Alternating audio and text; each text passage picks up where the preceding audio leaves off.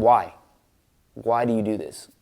Are you doing it for the Instagram likes? Are you doing it for the YouTube views? Like, are you doing it for the money? Are you doing it for girls, like attention for girls? Like, you know, what, like, why? And I guess there's no right or wrong reason, but it's all subjective. But ultimately, because you love it and you want to give back to the culture that's providing for you. Welcome to Built with me, Katie Chung-Hwa.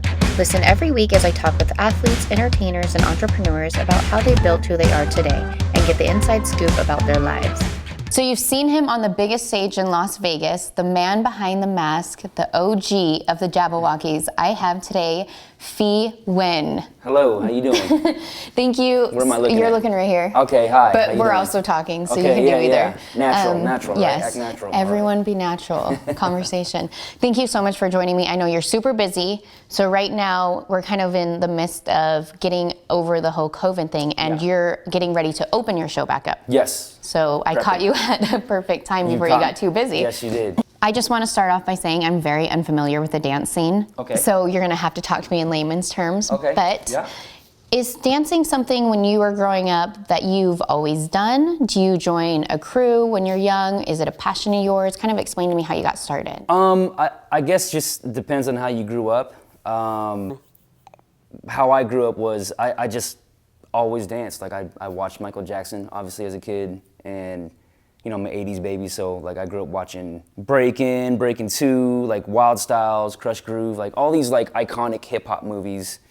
And I just fell in love with movement. So anytime I heard music, my body would just kind of move to it, right? But I didn't know I was a dancer. And I didn't know there was like dance classes, you know? Like I actually just started dancing because it was free. My parents didn't have to pay for it. So joining a crew, like later on in life, like when I really started getting into it, the art of dancing, I guess if you want to call that, it was just a group of friends that all moved and thought the same way, and then it kind of formed into a crew, and then I just met other people, and then it just became, like a crew, I guess. And then we just battle each other in the streets, or we go to like YMCAs, or just, you know, youth centers, and just after school programs, stuff like that, and just kind of sharpen each other's swords, I guess. So I always wondered how that works. So you literally, hey, we're gonna battle, like meet me at the YMCA parking lot. How does that work? I mean,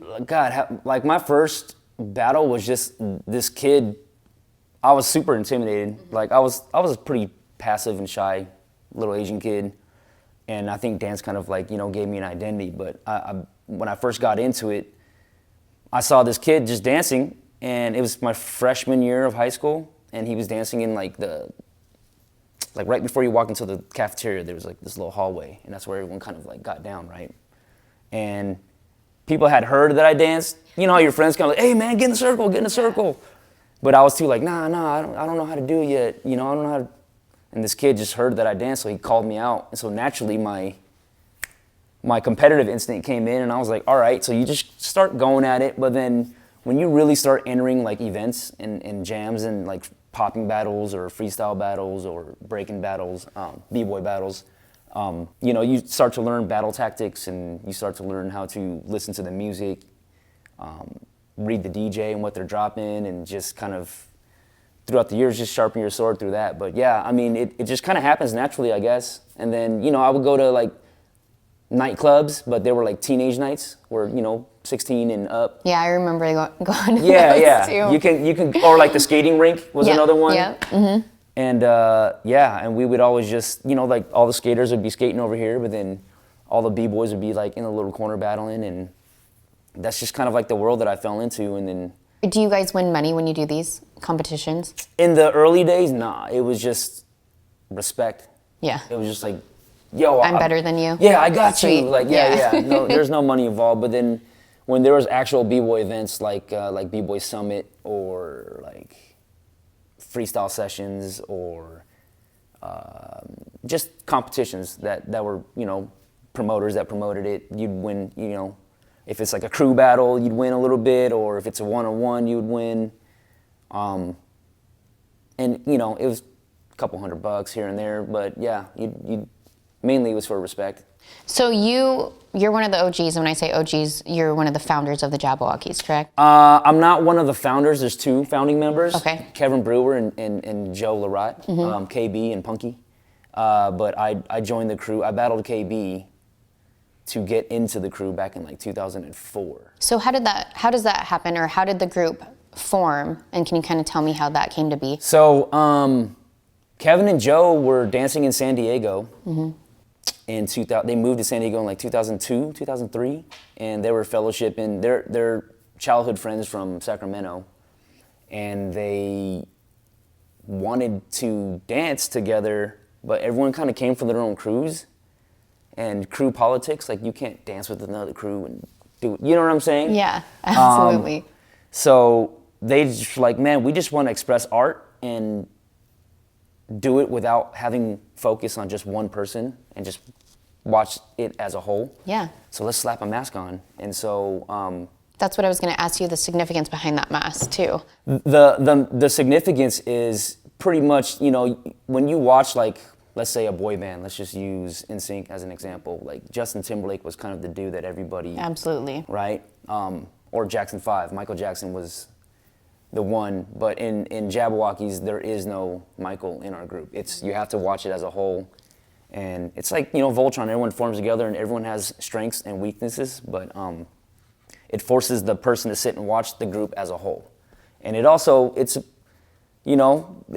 very diverse, hip-hop's a very diverse culture, even though, you know, African Americans created it, right? Knowing that we're Asian Americans, like we're guests in the culture, but to us, it wasn't even about what color you were, it's just about skills. So the mask represented just unity and solidarity and just strictly art. And I'm sure that it also kind of gets rid of the competition with one another, correct?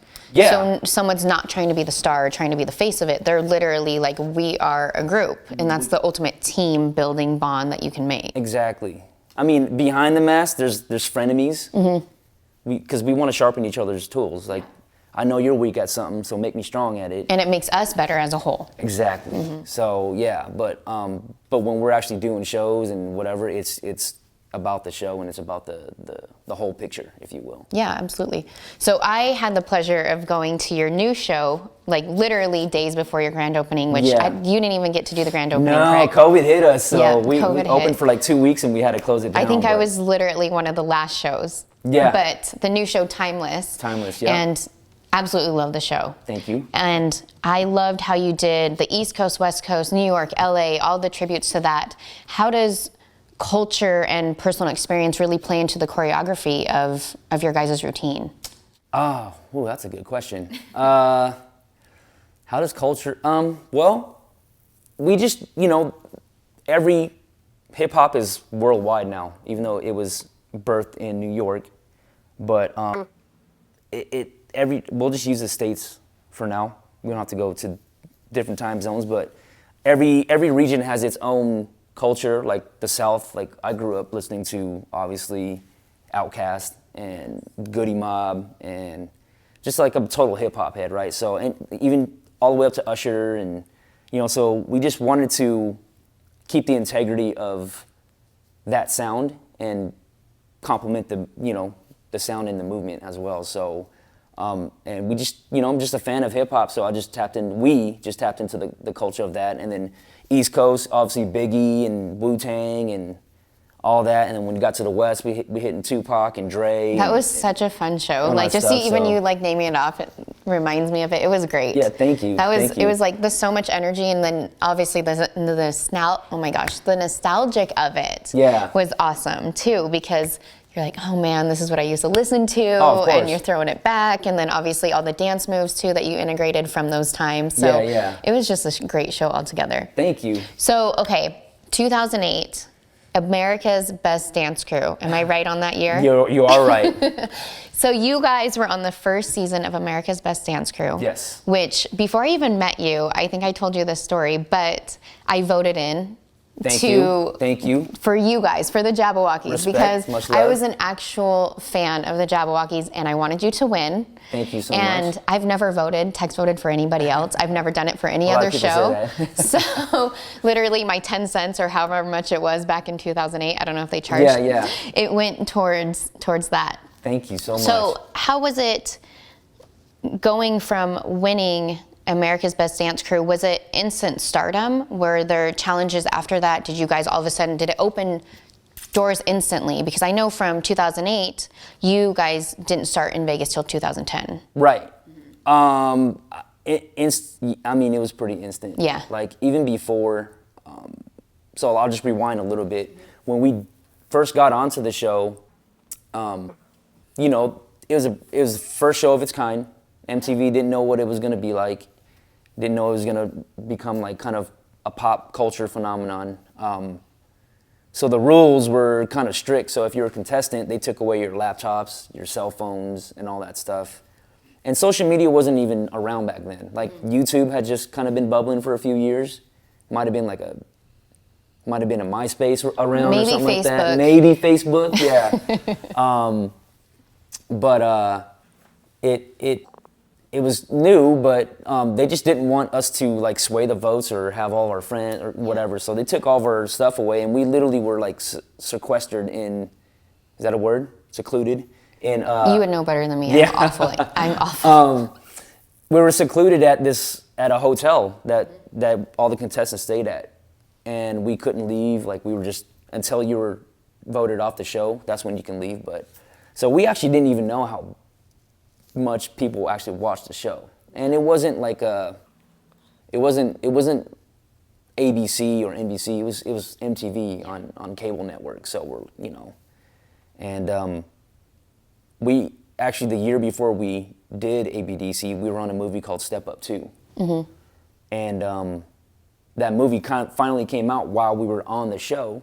So we begged producers like, "Yo, can we go and watch like?" Can we at least see a movie? Just see, yeah. So they kind of took us like on a field trip. I felt like I was in school again. It was awesome.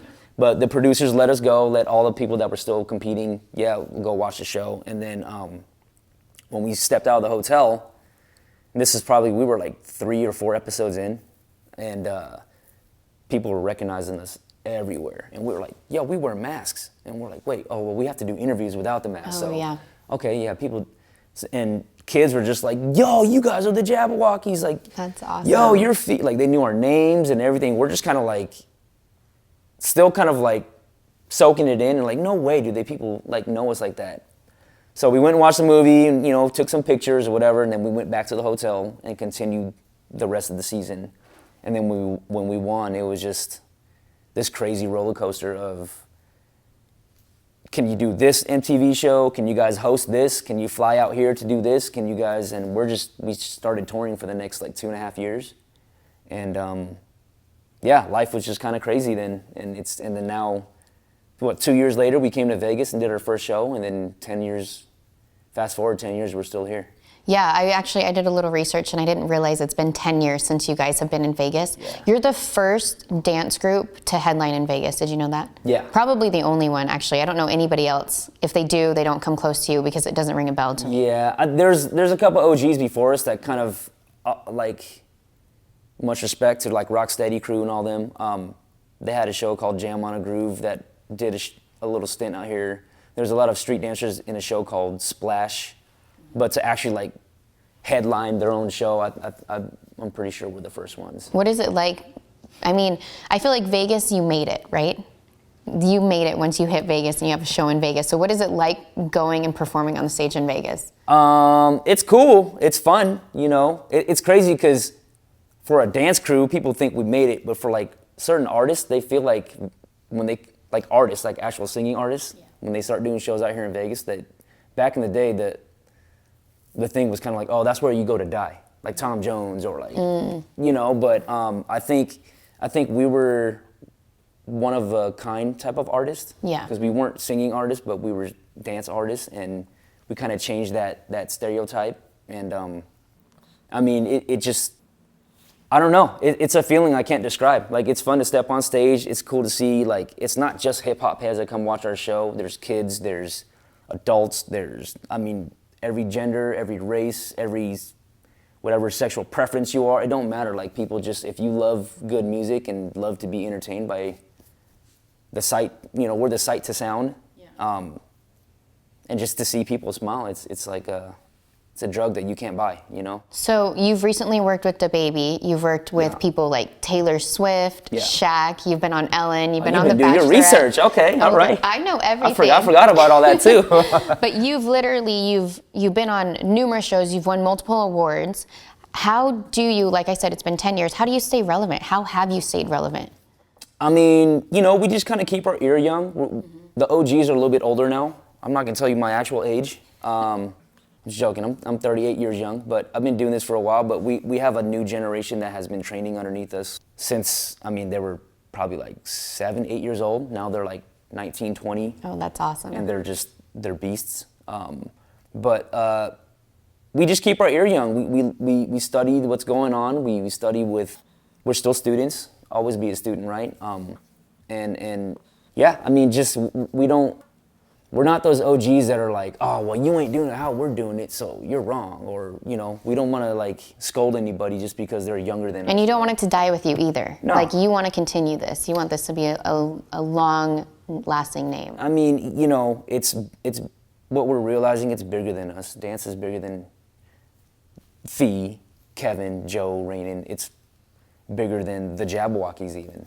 Jabbawockeez is a platform, but the culture of dance and, you know, coming from hip hop, it's just bigger than us. So there's a responsibility to kind of uphold the culture and provide opportunities for younger generations and stuff like that. So we listen to the young generation, you know, we can learn from them too. I'm not one of those like old dogs you can't teach new tricks. Yeah. And you guys have kind of expanded your ways too, don't you? Didn't you start a record label? So we started a record label simply because we would do a lot of TV shows and we couldn't get music cleared. I see. If we used like a Drake song, we'd have to go through their record label, and sometimes Drake wouldn't clear it, or Taylor Swift, I mean, whatever, just depending on what song we wanted to use. So we were like, dude, let's just start our own independent record label. That way, when we go do America's Got Talent as a guest performer or Dancing with the Stars, we can just use our beats. Yeah. And who's gonna clear it? We will. So we just did it for that purpose, but it's starting to gain traction. And we have our own producers, the Bangers. They're from San Jose. Mm-hmm. They're kind of like a DJ crew of superstar producers. And like they've always kind of been our in-house producers. So it was kind of first of its kind to have producers produce specifically for a dance crew. Yeah. Not for a singing artist. So. Which I didn't even realize there was really a demand for until you. Yeah, I mean, now it's, you know, I'm not going to claim it, but we were probably one of the first ones to kind of, I mean, DJs have always been around in the hip hop scene, but like to actually produce specifically the sound to how we want to move, I would say the Bangers and Jabbawockeez was the first to kind of do that. And since then, there's been other dance crews and groups that now are doing it, you know, so the formula, I guess. Yeah. So yeah, I mean, it's just easier too. It's easier to do your own music, and then we have our own like album, so we put it out every time we open up a new show. Obviously, not every song in the show is ours, but whatever is originally produced, it comes off of our album, and we just put it on Apple or Spotify or whatever. I mean, it seems like you wear a lot of different hats. So you're part of producing music, you're doing choreography, you're running the business aspect, the back end. I know when we went to your show, you weren't even necessarily dancing in that. You were actually doing the stuff behind the scenes. Yeah. So tell me a little bit about kind of your responsibility and what's consuming most of your time these days. Well, we're more producing and directing, still choreographing, we dance, like we'll be in the videos, like I was in the Baby video. I was the one wearing the white mask. Okay, I think I saw you. Yeah, that was I think me. I recognized you, yeah. More producing, more directing, just, you know, more admin stuff too, just upholding the business and keeping the integrity of the mask, and just training the younger generations and giving opportunity pretty much. But yeah, I mean, I don't actually produce the music myself, but we are in the studio kind of like helping, I guess, sound design with actual producers and stuff. Because you got to have an ear for the music, for what you're choreographing, right? For sure. It needs to match. For You can't sure. just Oh have, yeah, like- yeah. I mean, it's pointless to just move and it doesn't match to the music. So we literally try to be the sight to the sound. So we definitely designed the sound specifically to how we want to move it. But yeah, we all, like the 4 owners, we all own the business now, and we're in the. This is so weird. It sounds cool in a rap song. I still feel corny. I still feel corny saying it, but we're all like co-CEOs of the company, and we make sure when we take meetings with like business partners like MGM, we just kind of, and MGM's been such a great partner for the last 10 years. You've always been in the MGM properties? Yeah, all MGM properties. And yeah, it's just and learning too. I'm still learning how to be this C position, I guess, with my crew members, but it's fun. It's definitely fun. It's a different, now that I'm older too, is because I've already been dancing for a long time. I've done a lot of shows, but still choreographing though. We're definitely hands-on with everything that we do behind the mask, I guess, if you will. So you've had such a long, very successful journey. What is probably, 1, the most valuable thing that you've learned throughout this whole thing, and 2, maybe even the most memorable? Oh man, getting deep. The most valuable, just know your worth. You're gonna meet a lot of people that, I mean, it's the entertainment industry, so they're gonna, if they see a weak spot, they're gonna try to go for it,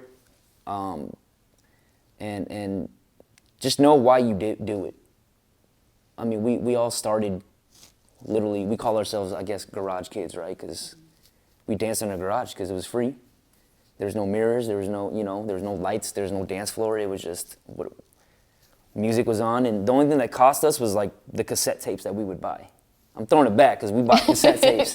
Not even CDs. Yeah, not even CDs. But yeah, just remember why we did it, because we simply love it. And now that we're older, it's like I still love it completely. Just, you grow to love it differently, but you still have the same love for it, right?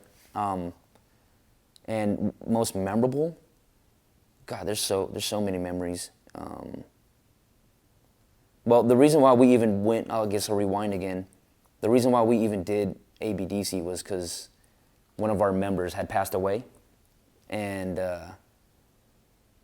he was the one I was like, yo, dog, we should do the show. The world should know who we are. And at that time, like MTV had like Real World and all these like kind of like trashy, at least in my opinion, like trashy like reality TV. And we're like, man, how are these dudes gonna make a bunch of hip hop kids look on MTV and on television? Like, we represent the culture. We want to be represented correctly. We don't know, G. We don't know if we're gonna do this. And then he passed away. So we're like, yo, let's do it, because this is all that he ever talked about. We did it. And I guess most memorable was so producer said, okay, cool, you're on the show, right? And the first episode was an audition. So if we made the audition, then we would actually start the second episode as the first competition, right? And but when they said we were on it, we said, yo, his funeral services is going to be during the process of this show. So the only way we'll do it is if you let us leave to go do that. And they understood where we were coming from. They wanted us on the show. We had a unique story, and he was a part of our story. So they let us do it, and this is even after we went to go watch the movie that we did, Step Up 2. This is probably like the 5th episode in, and we flew up to the Bay, because Gary's from Oakland, Seaside, Bay Area, and did his services. We even snuck in a performance that we're not supposed to do. Sorry, MTV. I think you've passed the 10-year markers. Yeah, we're good. But we snuck in a tribute performance for him with all his like local students and friends and stuff, because he was older than us, so he was kind of like our Yoda. And yeah, the most memorable moment is when we spread his ashes underneath the Golden Gate Bridge, and it was a day of celebration. It was, even though it was a sad day, but it was a day of celebration. And then that day we just said, yo, win or lose, Gary knows what's up. And so we went back. Obviously, we wanted to win. We're not going on that junk to lose, right? But from there on, we were just like laser focused. We weren't concerned about any other crew. It was just about what we were doing. And you think that what you guys have gone through really gave you the extra motivation and the extra, I guess, focus to really put in what you guys have started? For sure. Yeah, there's a bunch of different variables, but Gary is pretty much one of the main driving forces of Jabbawockeez. And that's why it's important for us to kind of keep the legacy going, because, you know, I would trade all these TV shows back and contracts and billboards to have him here, you know, but life doesn't work that way, you know. Circle of life, learned that in Lion King, right? So the best we can do is just kind of have integrity and represent for him. So, yeah. I think that's really important. And in one of my other episodes, I talked about there's kind of a defining moment in a lot of people's lives. And it can either push you to succeed or it can completely break you. Yeah. And this is a moment where obviously you guys succeed, you honor him, you cherish your moments with him. Oh, yeah. And, you know, when people pass away, everybody wishes they could change it to, yeah, of course, to bring that person back. Yeah. But to think differently, I mean, what do you think it is, the transition from feeling sorry for yourself and getting down and moving into, we're going to use this as motivation and we're going to do this to make someone be proud? Or I guess my personal transition, and, you know, I can't speak on the rest of my crew because everyone deals with loss differently. Absolutely. For me, I mean, I'm human, right? I go through all the emotions. I had my victim moment where you play victim and my girlfriend left me, Gary died, I'm homeless, like all that stuff, right? I wasn't homeless, but like my roommate had moved out and I was already on the TV show, so I lived at the hotel. Yeah. And I didn't know where I was gonna live after the fact, because at that time he had moved out. So I think I just one day was just like, yo, first off, Gary wouldn't want me to be like this. Second off, I don't have time to play victim because I got to get my junk together. You don't have time to play victim when you literally have stuff to do and people that depend on you. Exactly. And so I think I just kind of snapped out of it for me and just made it, didn't make it about myself because it's bigger than myself.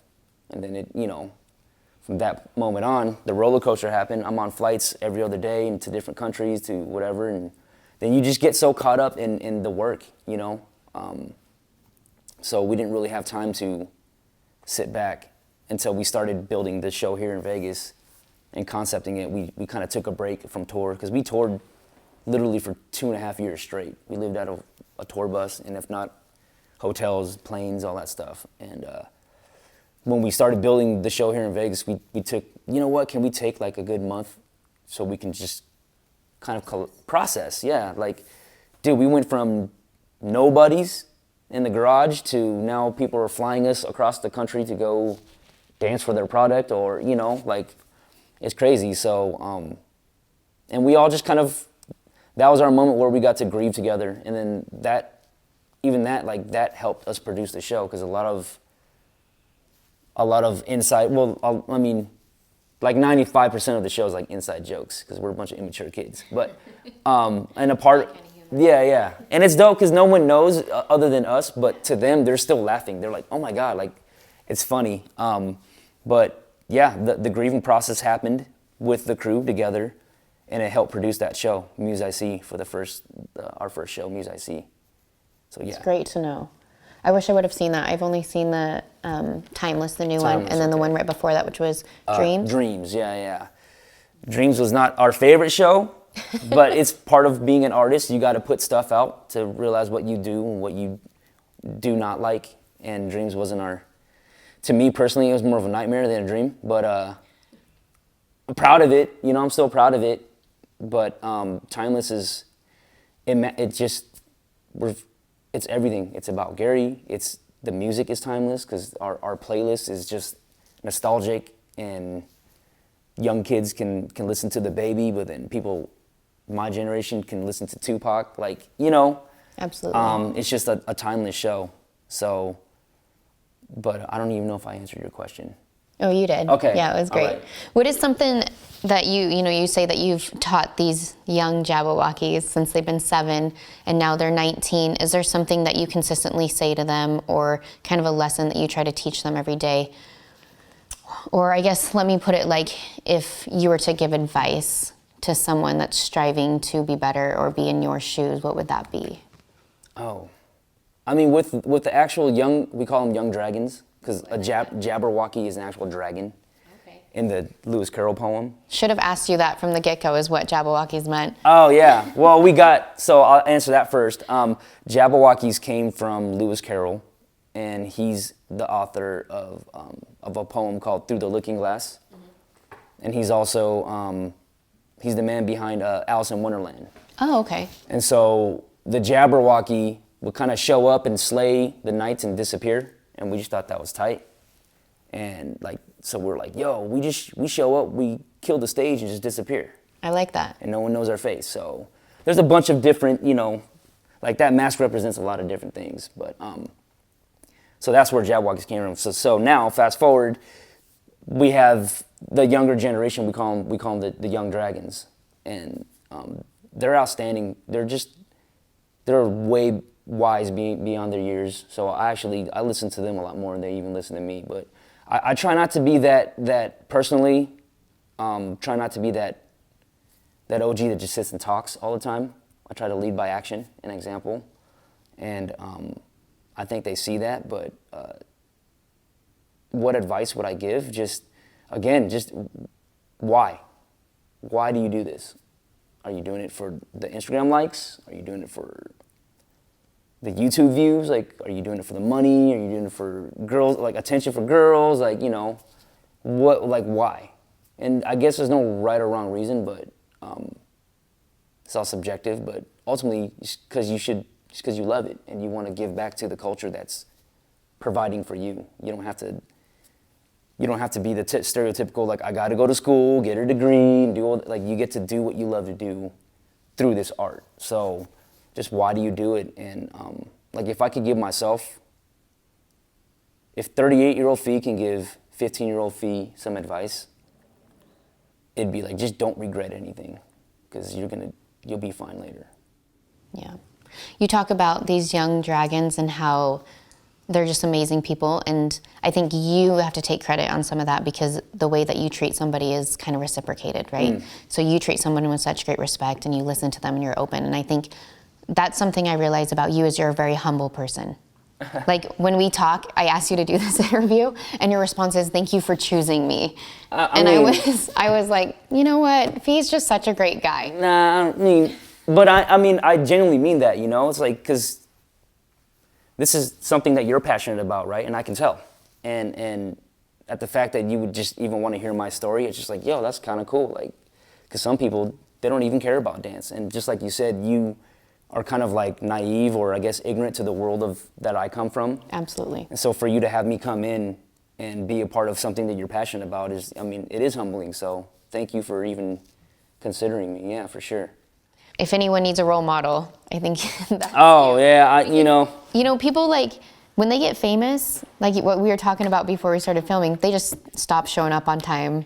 They don't really have that, they think everyone's just kind of in their own world. And I respect how humble you've stayed, how giving you are. You give your time to a lot of people, and like I said, your passion is giving back and making sure that the dance world is still the way that it is, if not better, once you leave it. You're right. And so that's just a testament to you, and maybe that's why the Jabbawockeez have gone as far and been as successful as they are, is because that group of people, and I'm sure that the people that you're around are very similar to you as far as like wanting to succeed. We all just, and don't get it twisted, we're all human. We had to go through our, for lack of a better word, douchebaggery, to understand that it's bigger than us. I don't know if you can use that on camera. You can use, this is podcast, you can say anything okay, you cool, want. all right. I typically have a dirty mouth, but I've been good this whole interview. But we've gone through our ups and downs, and it's bigger than us. And now that we're getting older, we realize that, and we just want to be a part of the contribution. We don't want to keep just taking. Yeah. So Cool. Well, now that your show's gonna be up and running, Yeah. you guys, if you're in Vegas, this is a must-see show. It is one of my favorite shows on the Strip.